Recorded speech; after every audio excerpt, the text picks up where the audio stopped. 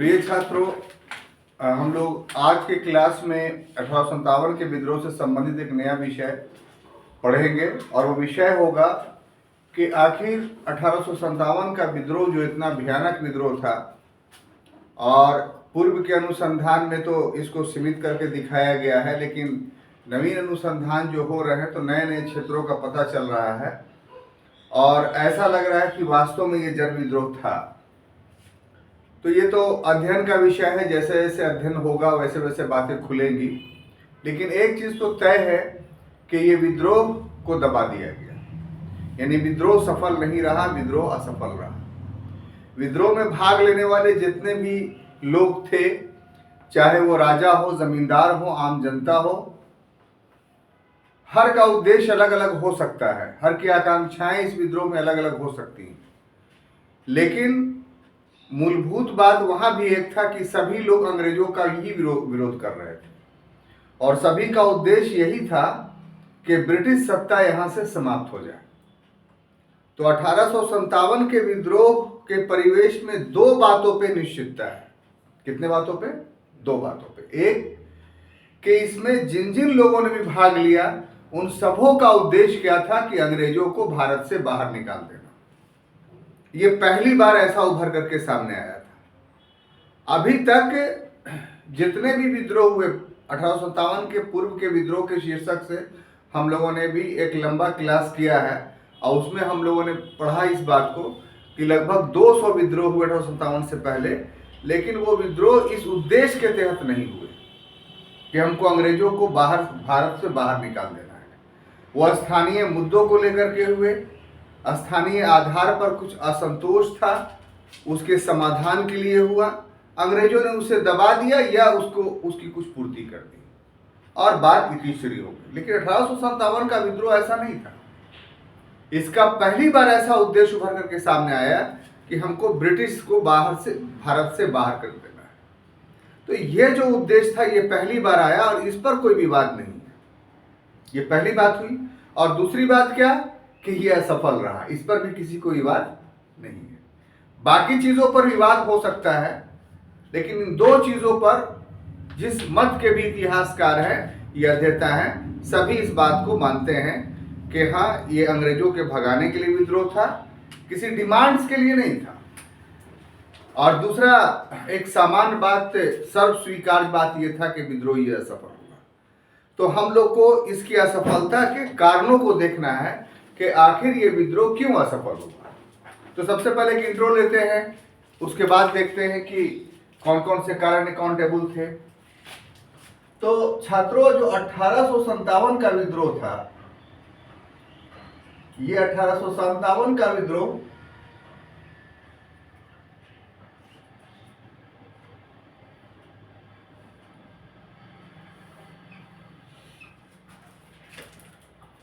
British शासन हेतु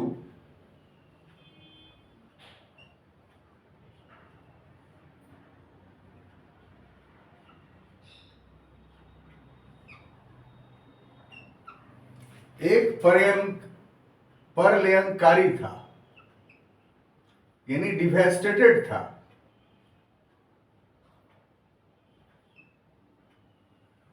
और इस प्रलयंकारिता के कारण जो उस समय का गवर्नर जनरल था,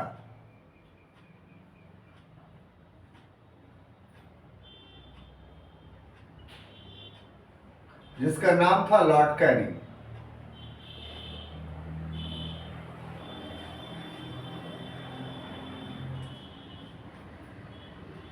इसके मन में भारत छोड़ने का विचार करने लगा कि अब ब्रिटिश सत्ता समाप्त हो गई,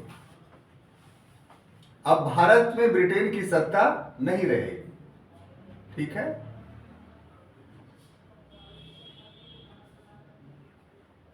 विचार तो आया, परंतु इसने इस विचार का तिरस्कार किया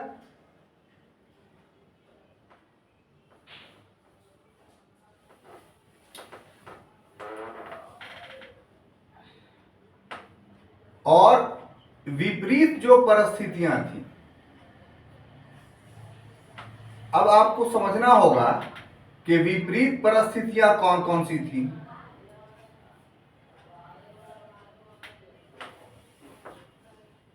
ठीक है, उसमें जो पहली विपरीत परिस्थितियां थी कि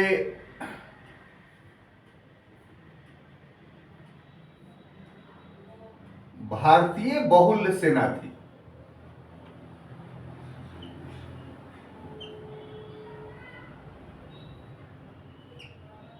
दूसरा जो था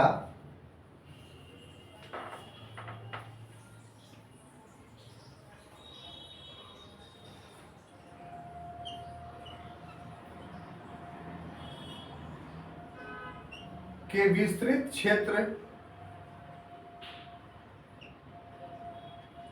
पर इसका प्रभाव था, और तीसरा था कि अविश्वसनीय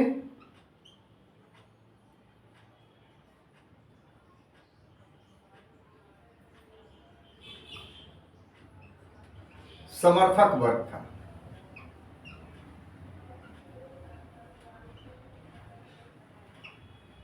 ये तीन परिस्थितियां जो थी वो विपरीत थी, लेकिन इन परिस्थितियों को अपने अनुकूल बनाया,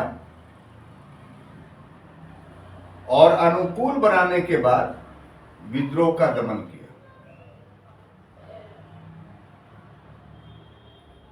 यह विद्रोह को दमन नहीं, यहां पर एप्रोप्रिएट शब्द होगा, असफल किया। तो इंट्रोडक्शंस में ये एक छोटी सी बात आपको समझनी होगी, और ये सफिशिएंट है इतनी बातें कि 1857 के विद्रोह के असफलता पर यदि हम बात करें तो क्या बात करनी होगी उसके इंट्रोडक्शंस में। तो बिल्कुल सामान्य सी बात आप करेंगे और उसके अतिरिक्त कुछ नहीं, और फिर मेन बॉडी पे हम लोग इन करेंगे। जो सामान्य सा इंट्रो होगा इसका 1857 के विद्रोह पर वो ये होगा कि 1857 का विद्रोह इतना भयानक था, इतना विस्तृत था कि बहुत सारे स्थानों पे ब्रिटिश सत्ता विलुप्त हो गई। वहां से ब्रिटिश से प्रशासन के जो भी लोग थे उनको भगा दिया गया या मार डाला गया। बहुत सारे थाने, पोस्ट ऑफिस, रेलवे स्टेशन, यही सब ना ब्रिटिश सत्ता की कोई भी शासन के प्रभुत्व का प्रतीक होता है। अभी भारत सरकार, तो भारत सरकार कहाँ है, आप कहाँ देखते हैं? तो अपने जिले में देखते हैं कि डीएम का ऑफिस है, एसपी का ऑफिस है। ये पूरा जिला विभिन्न थानों में बटा हुआ है जहां थानेदार है। आप अगर भारत सरकार या बिहार सरकार के विरुद्ध कोई भी काम करते हैं तो ये सारे लोग सक्रिय हो जाते हैं। तो ठीक उसी प्रकार से जैसे अभी व्यवस्था है वैसी व्यवस्था ब्रिटिश शासन काल में थी। तो ये सारे सत्ता के जो केंद्र थे स्थानीय आधार पे, विद्रोहियों ने या तो इन्हें जला दिया था या यहां रह रहे अंग्रेजों को या अंग्रेज समर्थक लोगों को मार डाला था या भागने के लिए मजबूर कर दिया था। तो इसका अर्थ क्या हुआ कि इन बहुत सारे क्षेत्रों में ब्रिटिश सत्ता विलुप्त हो गई, समाप्त हो गई।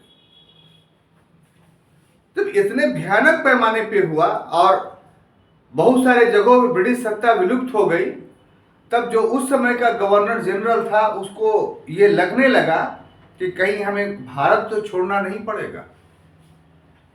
तो ऐसा उसने क्यों सोचा? आखिर उस समय का जो गवर्नर जनरल था भारत का, ईस्ट इंडिया कंपनी का, लॉर्ड कैनिंग लिखे हैं, हाँ ठीक है, लॉर्ड कैनिंग, तो उसको भारत छोड़ने का विचार क्यों कौंधने लगा? तो भारत छोड़ने का विचार जो कौंधने लगा वो विपरीत परिस्थितियां थी उनके समक्ष। जो सर्कमस्टांसेस थे अंग्रेजों के समक्ष या लॉर्ड कैनिंग के समय, वो सपोर्टिव नहीं था, उसके पक्ष में नहीं था, बल्कि उसके विपक्ष में था, उसके विपरीत था। तो हम लोग देखेंगे कि विपरीत परिस्थितियां कौन थी। तो हमने 3 परिस्थितियां बताई हैं। सबसे पहली परिस्थिति थी कि कोई भी विपरीत परिस्थिति आती है तो किसी भी दौर का शासक उस विपरीत परिस्थिति का जो सामना करता है वो पुलिस और सेना के बल पर करता है। आज भी देख लीजिए, कोई भी विपरीत परिस्थिति सरकार के समक्ष आती है, अगर आंतरिक स्तर पर आती है तो उसके लिए पुलिस का इस्तेमाल किया जाता है, आंतरिक स्तर पर और बढ़ जाता है तो फिर सेना भी बुलानी पड़ती है, विदेशी स्तर पर कोई विपरीत परिस्थिति आती है तो सेना उसमें साथ देती है और वो सामना करती है। तो ये एक सामान्य सा नियम है कि विद्रोह या विपरीत परिस्थिति के स्थिति में जो शासन होता है, चाहे किसी भी शासन हो, वो इस्तेमाल सेना का या पुलिस का करती है। अब देखिए कि भारत में जो सेना थी ब्रिटेन की, वो कैसी थी, उसकी संरचना को देखेंगे तब आपको ये समझ में आ जाएगा कि क्यों कैनिंग घबराया हुआ था। अंग्रेजों के पास उस समय 3,75,000 सेना थी। कितना? 3,75,000। उसमें से मात्र 65,000 ही अंग्रेज थे। 3,75,000 सेना में से मात्र 65,000 जो है वो अंग्रेज थे, बाकी 3,15,000 कौन थे? भारतीय, इंडियन थे।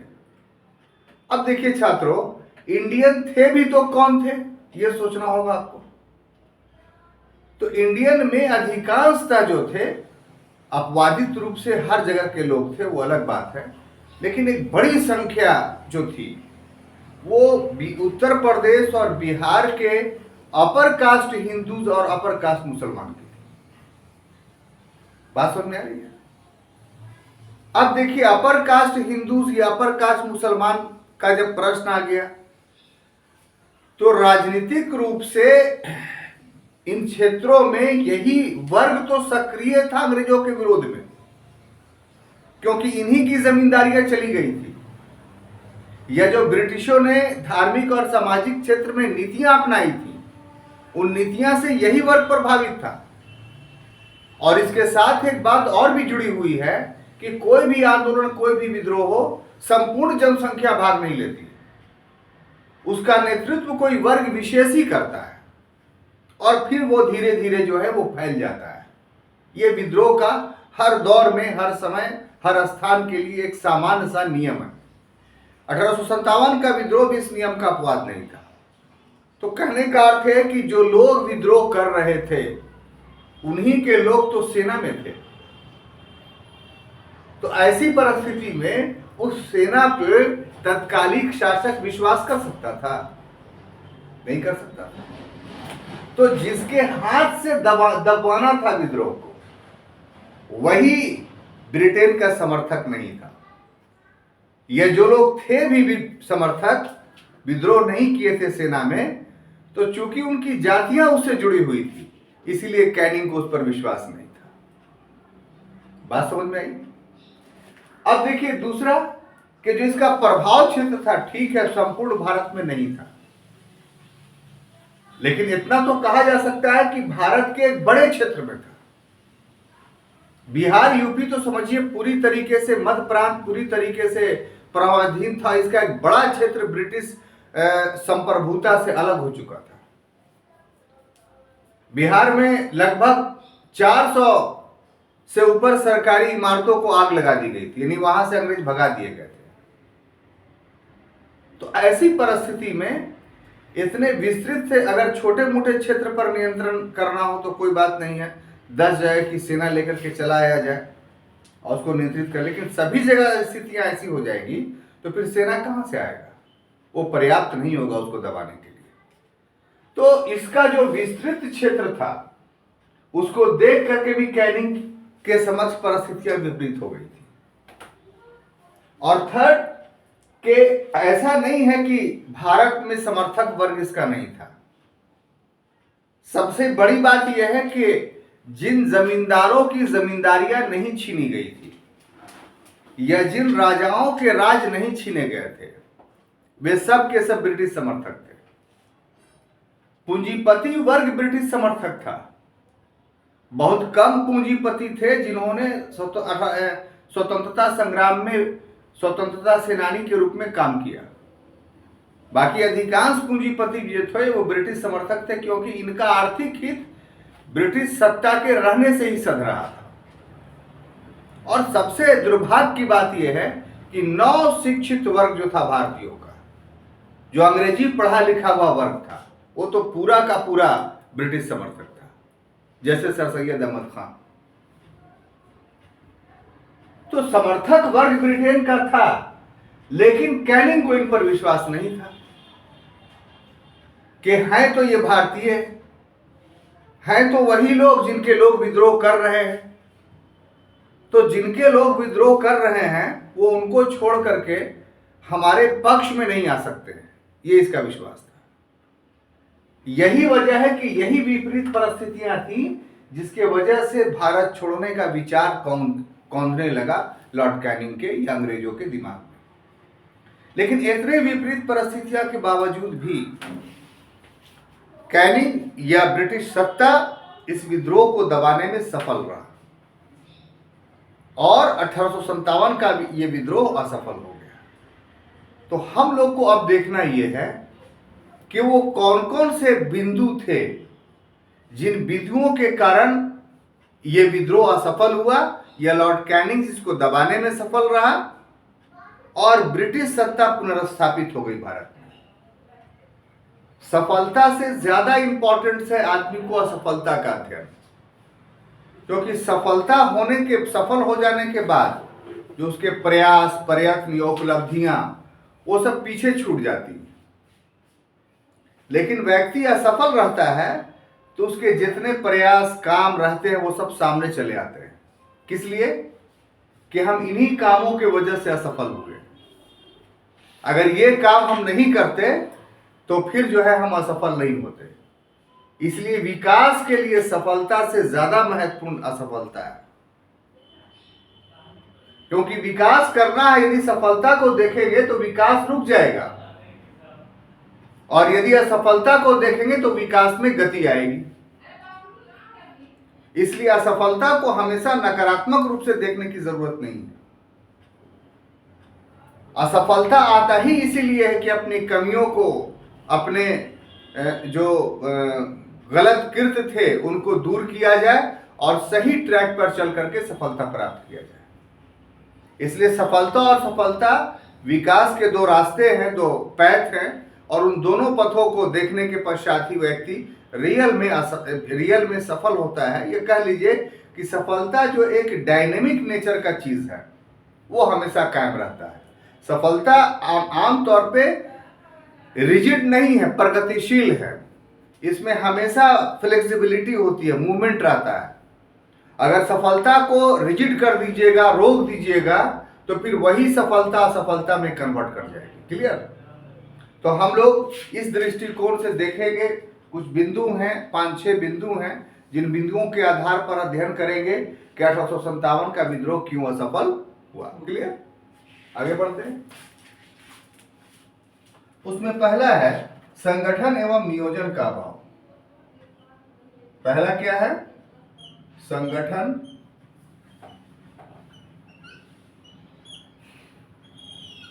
एवं नियोजन का अभाव।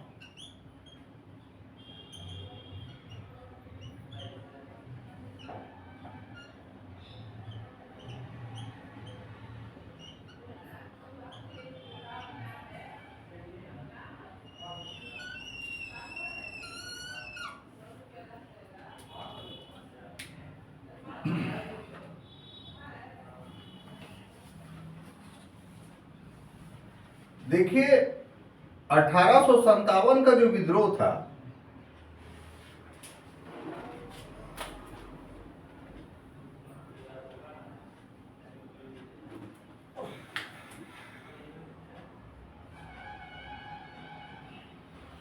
इसका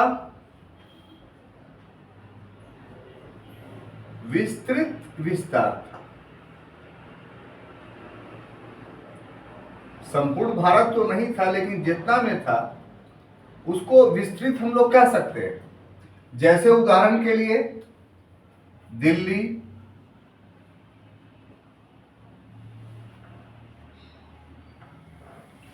plus Awadh,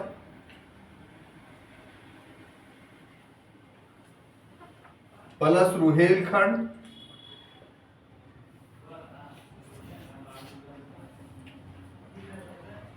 plus Bihar,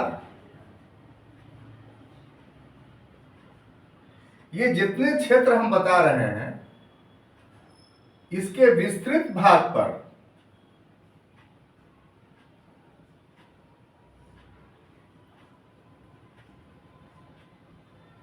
British सत्ता विलुप्त हो चुकी थी, एकदम समाप्त हो चुकी थी।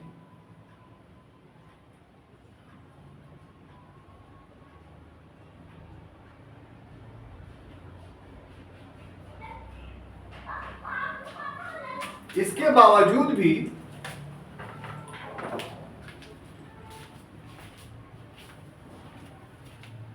निम्न गलतियां विद्रोहियों के द्वारा किया गया,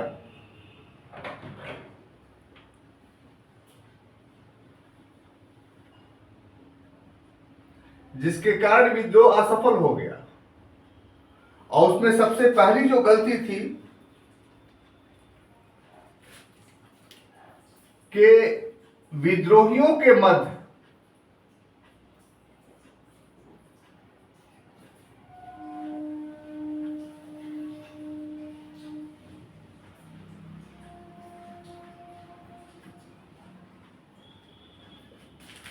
समन्वय नहीं हो पाया था, कोऑर्डिनेशन नहीं हो पाया था।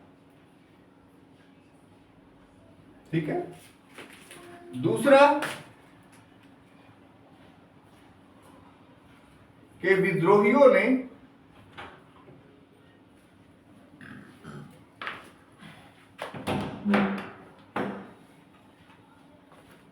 कलकत्ता पर अधिकार नहीं किया।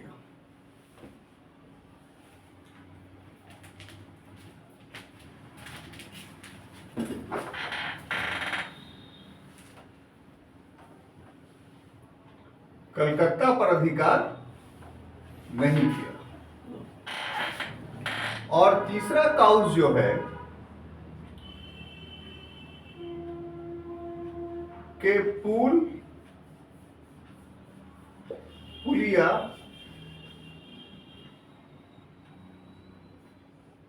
तथा यातायात के मार्ग को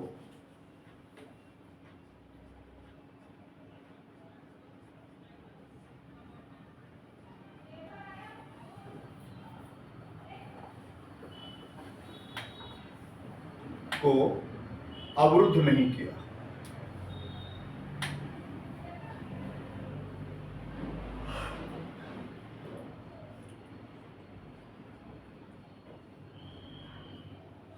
ठीक है। तो इसको थोड़ा गौर से समझना होगा कि जो हमने पॉइंट बनाया है पहला असफलता का, वो क्या कि संगठन एवं नियोजन का अभाव था, इसलिए विद्रोह असफल हुआ।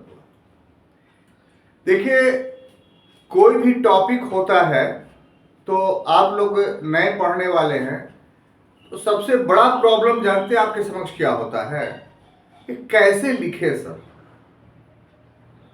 तो हाउ टू राइट का जो क्वेश्चन राइज होता है, जो सबसे बड़ा समस्या एक नए छात्र के समक्ष होता है, उसके समाधान का तरीका क्या है कि हाउ टू राइट के प्रॉब्लम्स को सॉल्व करने का सबसे बेस्ट तरीका है कि how to understand the topics, यानी टॉपिक को कैसे समझा जाए। टॉपिक को आप जैसे ही समझने का प्रयास करते हैं उसमें सफल होते हैं, वैसे ही आपके हाउ टू राइट की समस्या समाप्त हो जाती है। फिर समझी हुई बात खुद आप में योग्यता भर देता है और ये प्रश्न को विलुप्त कर देता है कि हम कैसे लिखें। तो उसी परिवेश में हम बताना चाहते हैं कि संगठन और नियोजन के अभाव को कैसे समझा जाए। तो इसको दो खंडों में आप समझेंगे। पहले कि 1857 का जो विद्रोह था वो कितना भयंकर था, तो उस कंटेक्स्ट में हम देखते हैं कि विस्तृत का विस्तार क्षेत्र था। जैसे कि दिल्ली में पूरी तरीके से उसका प्रभाव हो गया था। आपने देखा, दो अंग्रेज को मार दिया था विद्रोहियों ने, संपूर्ण दिल्ली पर अधिकार कर लिया था, अवध के बड़े क्षेत्र पर उसका अधिकार था। चिन्हट के युद्ध के बाद अंग्रेजों को तो आकर के रेजिडेंसी में शरण लेनी पड़ी, रेजिडेंसी का भी पतन हो गया, गांव देहातों में विद्रोह फैल गया, रुहेलखंड पूरे हाथ से निकल गए, बिहार पूरी हाथ से निकल गया। तो क्षेत्र तो काफी बड़ा था। लेकिन इसके बावजूद भी इतना विस्तृत क्षेत्र पर ब्रिटिश सत्ता विलुप्त हुई, लेकिन इसके बावजूद भी जो अंग्रेज थे वो क्यों सफल हुए? तो अंग्रेज सफल इसलिए हुए कि भारतीयों के द्वारा 3 गलतियां की गई। कितनी? 3। और 3 गलतियां वो नहीं की जाती तो हो सकता था कि अंग्रेज सफल नहीं होते। उसमें सबसे पहली गलती ये था कि विद्रोहियों के मध्य कोऑर्डिनेशन नहीं था, समन्वय नहीं था। हालांकि छात्रों, एकदम इस बात से इनकार नहीं किया जा सकता है कि समन्वय नहीं था, क्योंकि बहुत सारा नेतृत्व में लोग उभरे जो एक क्षेत्र से दूसरे क्षेत्र में जाकर के विद्रोह में भाग लिया। तो इसको समन्वय का रूप कहा जा सकता है। जैसे उदाहरण के लिए कुंवर सिंह, तो कुंवर सिंह ने विद्रोह किया बिहार के आरा में, लेकिन बाद में वो उत्तर प्रदेश गए कि नहीं गए? इसी तरीके से रानी लक्ष्मीबाई ने विद्रोह किया झांसी में, लेकिन बाद में चल करके वो ग्वालियर गई। इसी तरीके से तात्या टोपे जो थे वो नाना साहेब के प्रधानमंत्री थे और उनके लिए लड़ रहे थे, लेकिन तात्या टोपे ने भी लक्ष्मीबाई का साथ दिया कि नहीं? तो कहने के लिए कहा जा सकता है कि ये सब तो दृष्टांत है सर, लेकिन ऐसे दृष्टांत के पीछे कुछ तथ्य है, कुछ फैक्ट है। फैक्ट क्या है कि ये तीनों लोग अपने जगह पर हार गए, इसलिए दूसरी जगह या तो विद्रोह की भावना बहुत थी इस कारण गए, या अपने आप को बचाने के लिए गए। ये दोनों में से कोई एक कारण होगा जिस वजह से ये दूसरे स्थान पर गए। समन्वय तब कहा जाता जब विद्रोह करने के दौरान और उसके पहले सभी वो विद्रोही एक नीति के तहत विद्रोह करते, तो इसके साक्ष्य नहीं मिलते। हाँ, कमल और रोटी बांटने का एक साक्ष्य मिलता है उत्तर प्रदेश में, जिसके आधार पर लोग कहते हैं कि इसकी योजना पहले बन गई थी। इस पर इतिहासकारों के बीच विवाद है, लेकिन हम मान भी लें कि कमल और रोटी एक नियोजित तरीके से विद्रोह करने के प्रारंभ में किया गया एक प्रक्रम था, तो भी यह सिर्फ उत्तर प्रदेश में हुआ था। सभी विद्रोही क्षेत्र में यह चीज नहीं किया गया था। तो अंततः ये कह सकते हैं कि विद्रोह करने के पूर्व कोई संगठन, कोई ऑर्गेनाइजेशन या कोई नियोजन नहीं बनाया गया था। हालांकि हमने जो बिहार के कंटेक्स्ट में नया रिसर्च किया है, आप लोग को दिखाएंगे, उसमें यह विचार पूरी तरीके से धूल धूसरित हो जाता है। हमारे बिहार में नवीन अनुसंधान के द्वारा हमने ये प्रमाणित करने का प्रयास किया है कि यहां संगठन और नियोजन था, और संगठन और नियोजन जो था 1857 के 1-2 साल पहले नहीं था, 10-15 साल पहले से संगठन और नियोजन चल रहा था, उसकी तैयारियां चल रही थी। तो इतिहास में कोई बात एक आदमी के कह देने से प्रमाणित नहीं होता है, इसलिए मेरी बात अभी प्रमाणित बात नहीं है। जो पूर्व से अध्ययन चला रहा उसी अध्ययन पे आप मानिए कि यह विद्रोह असफल इसलिए हुआ कि साहब विद्रोहियों के मध्य समन्वय की कमी थी।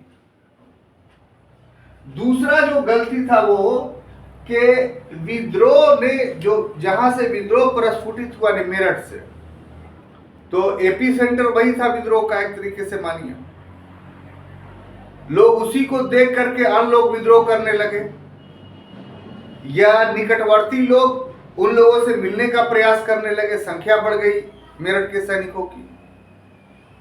तो उन लोगों को कलकत्ता जाना चाहिए था, चले कहां गए? दिल्ली। यहां पर क्या गलती समझने की जरूरत है कि एक कहावत सुने हैं ना कि मतलब किसी का जान तोते में है, तो तोता को मारिएगा तो वो जिन मर जाएगा। तो उसी तरीके से कोई भी सत्ता है तो सत्ता की जान कहां थी? दिल्ली में थी। सत्ता की जान अब कलकत्ता हो गई थी।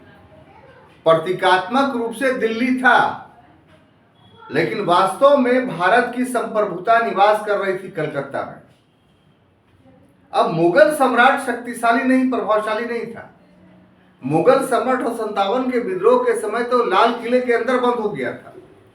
दिल्ली पर भी अंग्रेजों का प्रभुत्व था और ब्रिटिश सत्ता पूर्ण रूप से केंद्रित थी तो कहां थी? कलकत्ते में। ब्रिटिश संप्रभुता निवास करती थी कलकत्ते में। तो जिस प्रकार से छात्रों विद्रोहियों ने तांडव मचा कर करके वहां के ब्रिटिश शक्ति को, दिल्ली के ब्रिटिश शक्ति को चकनाचूर कर दिया था, अगर वही काम वो कलकत्ता में करते तो जानते हैं क्या होता है कि फिर कलकत्ता से जो नियंत्रित कर लिया गया विद्रोह को वो नहीं किया जाता, क्योंकि आदेश तो कलकत्ता से ही प्रसारित होता। तो कलकत्ता में अगर गवर्नर जनरल के कार्यालय को उड़ा दिया जाता या उस पर अधिकार कर लिया जाता तो फिर सारे कमांड, सारे आदेश के केंद्र ध्वस्त हो जाते और तब जहां जहां विद्रोह हुए थे वे सभी के सभी विद्रोह सफल हो जाते। तो विद्रोहियों का कलकत्ते के स्थान पर दिल्ली पर आधिपत्य स्थापित करना रणनीतिक दृष्टिकोण से, स्ट्रैटेजिकल पॉइंट ऑफ व्यू से पूरी तरीके से गलत था और इसी वजह से विद्रोह असफल रहा। एक तकनीकी बात क्या थी कि विद्रोहियों ने पुल, पुलिया और रोड को ध्वस्त नहीं किया। अगर विद्रोही छोटे छोटे क्षेत्रों में पुल, पुलिया जो होते हैं उनको उड़ा देता, रोड को बाधित कर देता, तो फिर जानते हैं क्या होता है? ब्रिटेन ने विभिन्न स्थानों से सेना, चूंकि भारत में सब जगह तो विद्रोह हुआ नहीं था, तो जहां विद्रोह नहीं हुआ था वहां भी सेना पड़ी हुई थी। तो सारे सेनाओं को दबाने हेतु विद्रोही स्थल पर पहुंचाना उनका मूलभूत उद्देश्य था। तो यदि पुल, पुलिया को उड़ा दिया जाता, सड़क को काट दिया जाता, तो विद्रोही क्षेत्र पर सेना या पुलिस नहीं पहुंच पाती और जब नहीं पहुंच पाती तो फिर विद्रोह सफल हो जाता। इसलिए विद्रोहियों ने पुल, पुलिया को और सड़कों के मार्गों को अवरोध नहीं किया, तो ये उनकी सबसे बड़ी गलती थी जिस कारण विद्रोह असफल रहा। तो हम समझते हैं छात्रों कि संगठन और नियोजन के परिवेश में जो बात आपको समझनी चाहिए थी विद्रोह की असफलता के परिवेश में, वो पूरा समझ गए होंगे। ठीक है, अब अगला कॉज देखते हैं कि क्यों विद्रोह असफल हुआ। तो दूसरा कॉज है योग नेतृत्व का अभाव। क्या चीज? योग नेतृत्व का अभाव।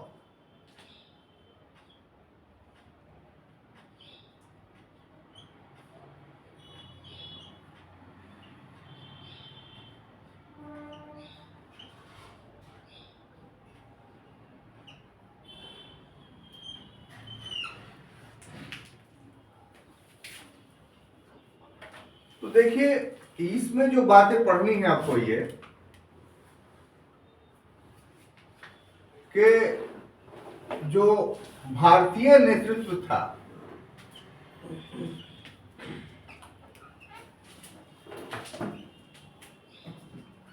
उसमें कौन कौन था? तो बहादुर शाह जफर,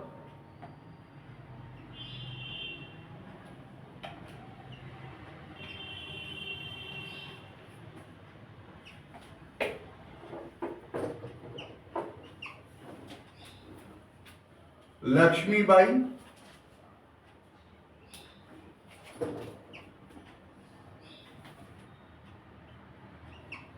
बेगम हजरत महल,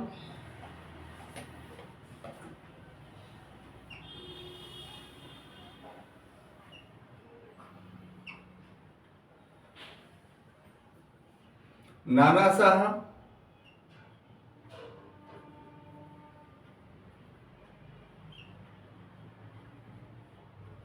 यही सब नेतृत्व था देखने में।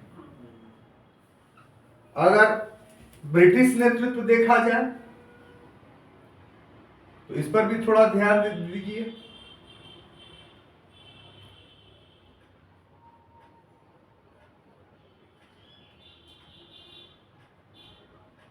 इसमें था आउटरम,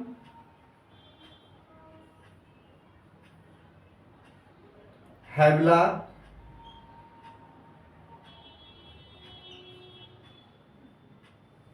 लॉरेंस,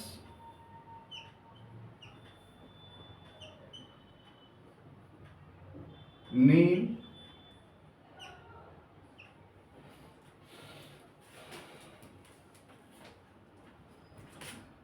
निकोलसन,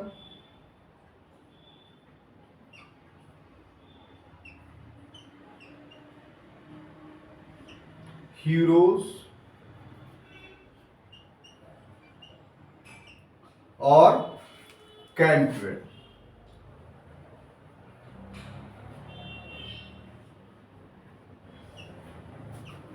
तो योग नेतृत्व के शीर्षक के परिवेश में इन नामों पर विचार करना होगा आपको। किन नामों पे? इन नामों पे जो बोर्ड पर लिखा हुआ है। नेता के रूप में 1857 के विद्रोह में भारतीय पक्ष के पास भी नेता उभर करके सामने आए थे और ब्रिटिश पक्ष के पास भी नेता थे। तो दोनों के काम या उद्देश्य पर ध्यान अगर हम लोग देंगे तब पता चलेगा कि किसके पास योग नेतृत्व था। कैपेबल लीडरशिप थी, क्योंकि बिना कैपेबल लीडरशिप के बिना आप कोई भी विद्रोह सफल नहीं कर सकते हैं। नेता की बहुत बड़ी भूमिका होती है, क्योंकि आदेश वहीं से निकलता है तब काम होता है। अगर नेतृत्व योग नहीं हो तो फिर आदेश गलत निकलेगा, काम भी गलत होगा, सफलता भी नहीं मिलेगी। विद्रोह भी एक तरीके से समझिए कि एक साइंस है, समझे ना, एक विज्ञान है जिसका ज्ञाता ही विद्रोह को सफल कर सकता है। गांधी जी सफल क्यों हुए? क्योंकि वो आंदोलन के विज्ञान के ज्ञाता थे।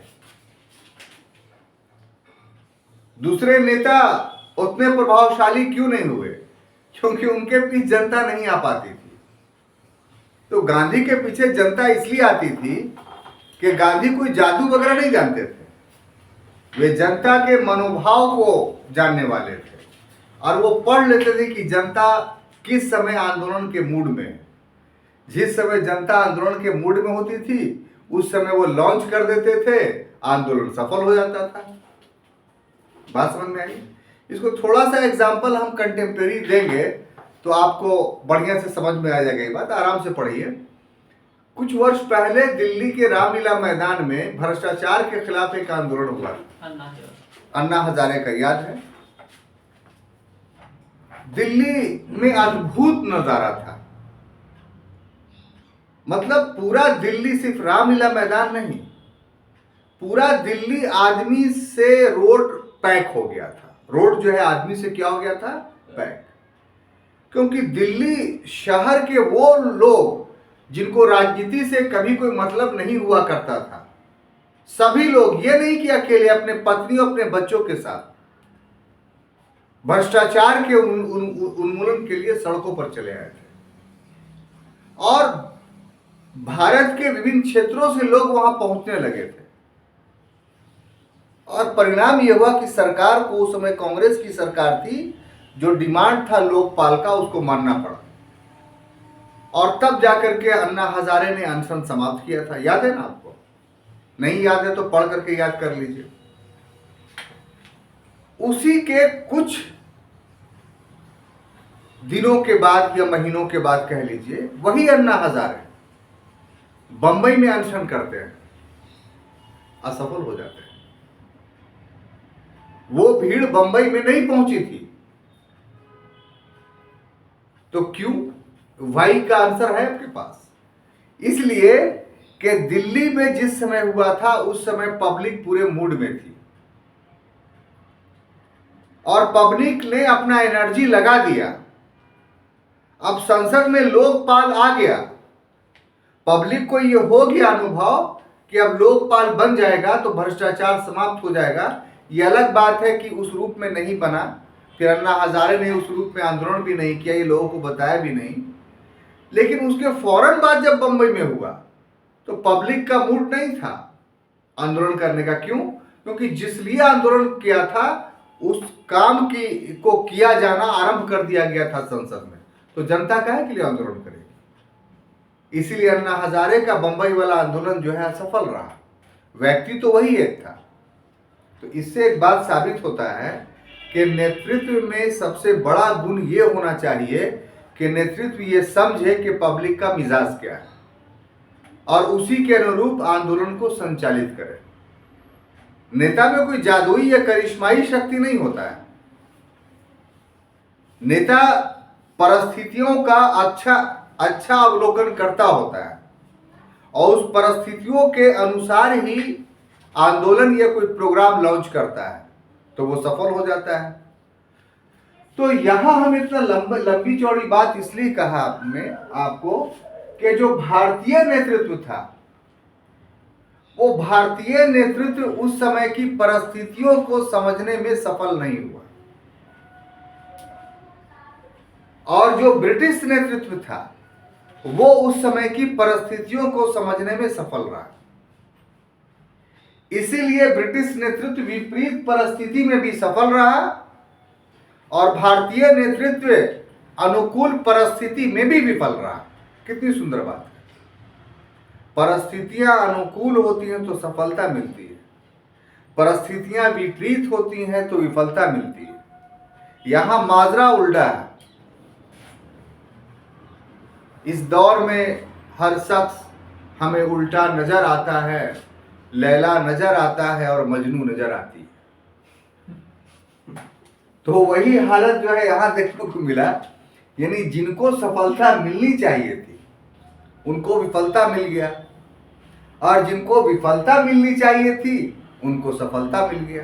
तो छात्रों इसका कॉज क्या है? कॉज वही जो अन्ना हजारे के कंटेक्स्ट में जो एग्जाम्पल दिया वो यहां पर सेट होता है कि भारतीय नेतृत्व में नहीं समझा कि विद्रोह क्यों हो रहा है। विद्रोह हो रहा था ब्रिटिश सत्ता को समाप्त करने के लिए। जो भारत में नेतृत्व उभरा वो अपनी सत्ता को बचाने के लिए उभरा, वो ब्रिटिश सत्ता को समाप्त करने के लिए नहीं उभरा।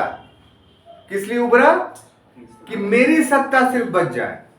अगर इनके डिमांड्स को मान लिए जाते तो ये लोग विद्रोह के नेता नहीं बनते। पब्लिक ने साथ दिया क्यों? कि नहीं, ब्रिटिश सत्ता का समूल नाश किया जाए। नेतवा बोल रहा है कि तुम रहो, खाली हमारी सत्ता को बने रहने दो। तो भीतर घातक जो विचारधाराएं थी नेताओं की, उसके वजह से विद्रोह असफल हुआ। और ये बात उनके कृतियों के, हालांकि इनके इस दौरान उन्होंने जो काम किए तो वो काम पर प्रश्न चिन्ह नहीं लगाया जा सकता है। वो अपने आप में एक बहुत बड़ी कुर्बानी थी, वो अपनी जगह पर सही बात है, लेकिन उद्देश्य पर तो विचार हो सकता है, क्योंकि सफलता और विफलता जो है उद्देश्य पर डिपेंड करता है। जैसा आपका उद्देश्य होगा उसी ढंग से सफलता मिलेगी या विफल होंगे। तो हम देखते हैं कैसे। जैसे बहादुर शाह जफर को ही ले लीजिए, तो 78 वर्ष का बूढ़ा व्यक्ति खुद विद्रोह करने के पक्ष में नहीं था। जब विद्रोही सैनिकों ने संगीनों को इसके सीने पे रख दिया तब यह तैयार हुआ था कि ठीक है हम नेतृत्व करेंगे। यानी जिसको संपूर्ण भारत का नेता बनाया गया वो अपनी इच्छा से नहीं बना बल्कि अनिच्छुक था, क्योंकि बहादुर शाह जफर को इस बात का एहसास था कि हम पूर्णतः शक्तिहीन हो गए। महान मुगलों के पतनशीलता का पूरा बहादुर शाह जफर को एहसास था। इस बात का भी एहसास था कि अंग्रेजों के खिलाफ सर उठाने का मतलब है कि सर का कट जाना, और बहादुर शाह जफर अपना सर नहीं कटाना चाहता था। लेकिन अगर अंग्रेजों से सर नहीं कटाता तो इधर मेरठ के आए हुए सैनिक उसका सर काट देते, तो उसके सर दोनों तरफ कट रहे थे। इसीलिए उसने थोड़े दिन जिंदा रहने के लिए विद्रोहियों की बात मान ली कि अगर अभी ना कह देते हैं तो ये तो गोली अभी मार देगा, तो हम तो मर जाएंगे अभी। इससे अच्छा 1 दिन 2 दिन महीना दिन 2 महीना 3 महीना जो बच पाए बच लेते हैं। विद्रोह कर रहे हैं तो अंग्रेज तो मार ही देंगे, हमको छोड़ेंगे नहीं। तो ये जो मानसिकता थी बहादुर शाह जफर की, उस मानसिकता से कोई संपूर्ण भारत के विद्रोह का नेतृत्व कर सकता है, जो खुद नोट ऑफ इंट्रोगेशंस में जी रहा हो, जो खुद संदेहों के घेरे में रह रहा हो। दूसरी बात कि बहादुर शाह जफर ने चिट्ठी लिखी संपूर्ण भारत के राजाओं, महाराजाओं, जमींदारों के पास, लेकिन सिर्फ चिट्ठी लिखने से काम तो नहीं चलेगा। जिनको आप विद्रोह के लिए आमंत्रित कर रहे हैं उनके लिए साधन भी उपलब्ध कराइएगा, तभी ना विद्रोह करेगा। और तीसरी बात कि जो 10 सदस्यीय संचालक मंडल बनाया गया था 1857 के विद्रोह के समय में, कि यही संपूर्ण भारत में विद्रोह को संचालित करेगा, बहादुर शाह जफर नहीं करेंगे। बहादुर शाह जफर सिर्फ सिंबॉलिक होंगे, प्रतीकात्मक होंगे। असल काम कौन करेगा? जो नियंत्रक मंडल 10 सदस्यीय है, जिसमें 6 सदस्य सेना के होंगे और 3 सदस्य गैर सेना के होंगे। तो कोई भी नियंत्रक मंडल तभी प्रभावशाली होता है जब वो साधनों को उपलब्ध कराता है, पैसा होता है इसके पास। तो नियंत्रक मंडल के पास तो धन तो था नहीं, तो जब इसकी कमी महसूस हुई तो उसने धन ऐंठना शुरू किया, धन उगाहना का ये शुरू किया। अब इसको लोगों ने एक्सटोर्शंस मान लिया कि ये तो रंगदारी मांग रहा है हम लोग से, तो जो भी विद्रोही साथ देते वो नहीं दिए। तो इस तरीके से आप गौर से देखिए कि बहादुर शाह जफर का जो गतिविधि है, जो व्यक्तित्व है, वो विद्रोह के पक्ष में नहीं था। दूसरा कि जहां तक लक्ष्मीबाई का प्रश्न है, तो लक्ष्मीबाई ने विद्रोह किया था सिर्फ दत्तक पुत्र की प्राप्ति हेतु, कि हमारा जो दत्तक पुत्र है उसको मान्यता मिल जाए। अगर मिल जाता तो विद्रोह नहीं करती। 8 दिनों को घेरे के बाद जो भागी, तो इसलिए कि झांसी का पतन हो गया, तब वो ग्वालियर गई। और एक बार कोई दुश्मन घोषित हो जाता है तो फिर जो है वो उसका जीवन संकटपन हो जाता है। लेकिन उद्देश्य के आधार पर बात किया जाए तो उद्देश्य के आधार पर रानी लक्ष्मीबाई का भी उद्देश्य था कि उनके दत्तक पुत्र को गद्दी दे दिया जाए। दे दिया जाता तो क्या होता? क्या विद्रोह में शामिल नहीं होती?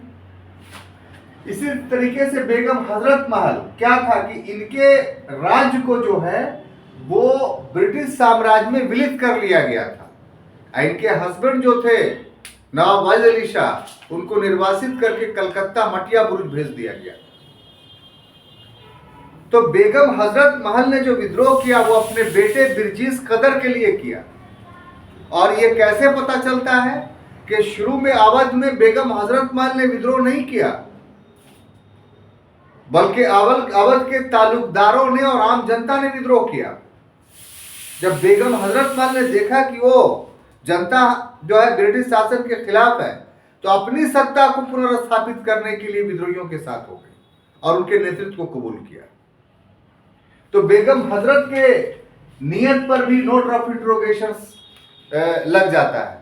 जहां तक नाना साहब का प्रश्न है, तो नाना साहब भी इस विद्रोह को क्षेत्रीय बनाना चाहते थे। यानी जो समर्थक नाना साहब के हैं उनमें से कुछ का विचार हो रहा था कि हम लोग भी दिल्ली चले और विद्रोह में साथ दें, लेकिन नाना साहब ने रोक दिया उसको। तो इस तरीके से देखा जाए कि हमारे पास जो नेतृत्व उभरा वो क्षेत्रीय नेतृत्व बनकर रह गया, या उनकी अपनी महत्वाकांक्षा के बीच घूमती रही उनका विद्रोह, एक राष्ट्रीय महत्वाकांक्षा नहीं पाल पाए। जबकि इसकी विविधता आप देख लीजिए कि ब्रिटेन में जो नेता उभरा, जैसे ऑल्ट्रम, हैवलॉक, लॉरेंस, नील, निकोलसन, ह्यूरोस, वो अलग अलग क्षेत्रों में विद्रोह का दमन किया, लेकिन उन दमन में उनका निजी उद्देश्य नहीं था, उनका उद्देश्य राष्ट्रीय था कि हम ब्रिटेन के लिए लड़ रहे हैं। और इन सभी क्षेत्रीय सेनापतियों ने मुख्य सेनापति कैंपबेल के नेतृत्व को स्वीकार किया, और कैंपबेल ने जो आदेश दिया वो सभी आदेश को सभी लोगों के द्वारा, क्षत्रपों के द्वारा माना गया। तो एक तरफ छात्रों देखते हैं कि भारतीय पक्ष के पास योग्य नेतृत्व का अभाव था, जबकि ब्रिटिश पक्ष के पास योगी योग नेतृत्व थे।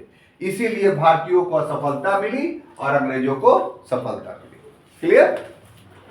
अब देखिए तीसरा जो हम लोग पढ़ने जा रहे हैं वो ये कि सैन्य कारण।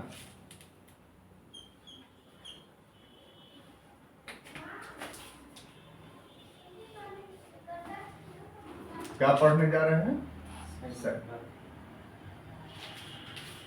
देखिए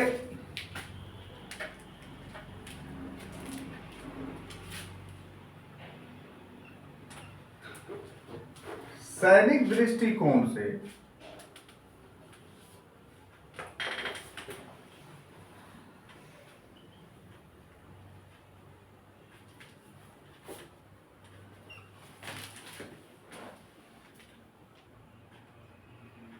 जो ब्रिटिश सत्ता थी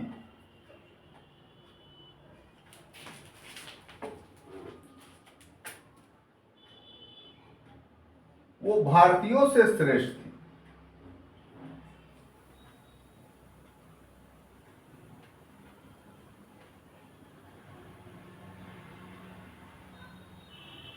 कैसे? तो वो देखिए, पहला राइफल के मुद्दे पे,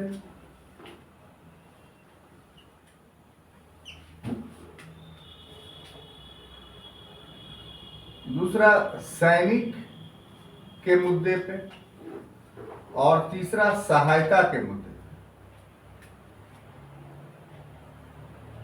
पे। ये 3 पॉइंट पे हम लोग सैनिक को की तुलना करेंगे। कैसे श्रेष्ठ थी ब्रिटिश सैनिक ये जानेंगे। उसमें पहला हमने जो पॉइंट बनाया है वो राइफल जो आग्नेयास्त्र था। ये अभी लड़ाई का एक नया अस्त्र था। एनफील्ड राइफल का मतलब यह है कि वो ऑटोमेटिक गोली चलता था, यानी कार्टेज जिसमें 12 गोलियां होती थी वो एक बार लगा दिया गया तो वो एक एक कर कर करके उसमें से निकलता था और चलता था। जबकि पूर्व के जो राइफल थे उसमें बारूद को भरा जाता था, टोपी लगाई जाती थी, और चलाने वाला जो था एक राइफल को 3 आदमी होता था। 2 आदमी भरता था, एक आदमी फायर करता था, तो उसमें समय लगता था। तो ये टोपी वाली बंदूक एनफील्ड राइफल का सामना कैसे करेगा? जैसे इसको ऐसे अभी आप समझिए कि आपके पास दुनलिया बंदूक हो और आप लोग 10 आदमी दुनलिया बंदूक रखे हुए हो और एक आदमी AK-47 लेके आ जाए, आप लोग 10 टिकिएगा उसके सामने? क्यों? क्योंकि उसके पास गोली का लत्तड़ लगा हुआ है और आप 2 फोंफी वाला गोली तोड़ तोड़ के भरिएगा, वो जितना में तोड़ के भरिएगा उतना में तो आपको 10 को मार के चला जाएगा। तो इसीलिए तकनीक के युद्ध में युद्धास्त्र का बहुत महत्वपूर्ण योगदान रहता है। तो जिसके पास नवीनतम युद्धास्त्र होते हैं, संख्या बल पर डिपेंड नहीं करता है। ये आज का युद्ध नवीन युद्धास्त्रों के महत्ता पर प्रभावित होता है। तो ये अंग्रेजों के समय में एनफील्ड राइफल ने उनकी सफलता में महत्वपूर्ण भूमिका निभाई। दूसरा के जो सैनिक थे, जो सेना थी, उसमें सभी भारतीय सैनिकों ने विद्रोह नहीं किया था।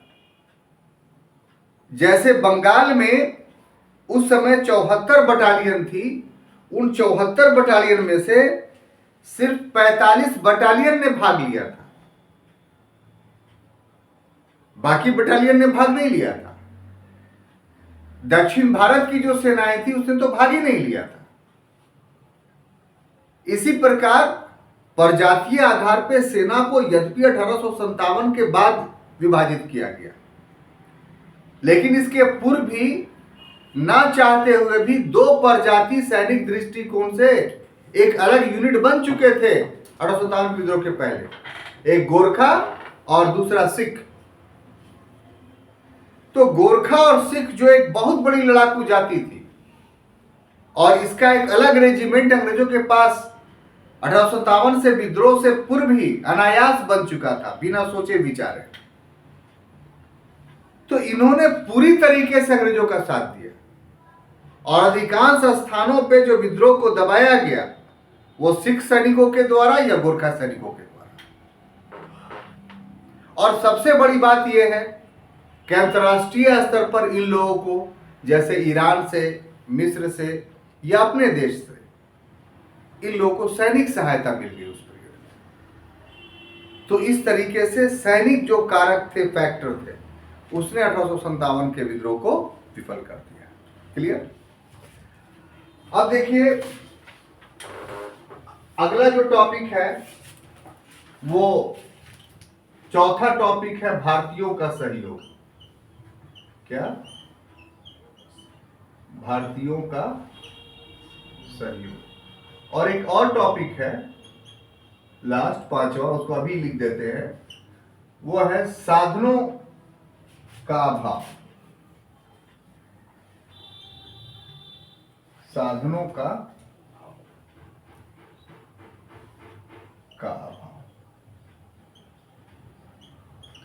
तो देखिए जब अपने लोग ही दुश्मनों से मिल जाएं तो फिर ऐसे में सफलता की कामना की जा सकती है।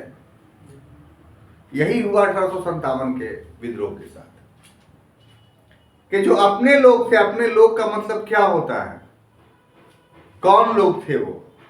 तो जैसे पूंजीपति वर्ग था, जैसे जमींदार वर्ग था, जैसे नौ शिक्षित वर्ग था। ये जो तीन नाम मैंने बताया आपको, कौन कौन? जमींदार, पूंजीपति और नौ शिक्षित वर्ग। समाज की शक्तियां तो इन्हीं के पास थी। अब जब इतने शक्तिशाली लोग आपके दुश्मन से मिल जाएं तो फिर आपकी सफलता पर प्रश्न चिन्ह लगेगा ही। आपके गांव में मान लिया 4-5 घर काफी प्रोस्पेरस है, मजबूत है, और बाकी लोग गरीब है, निर्धन है, साधनहीन है।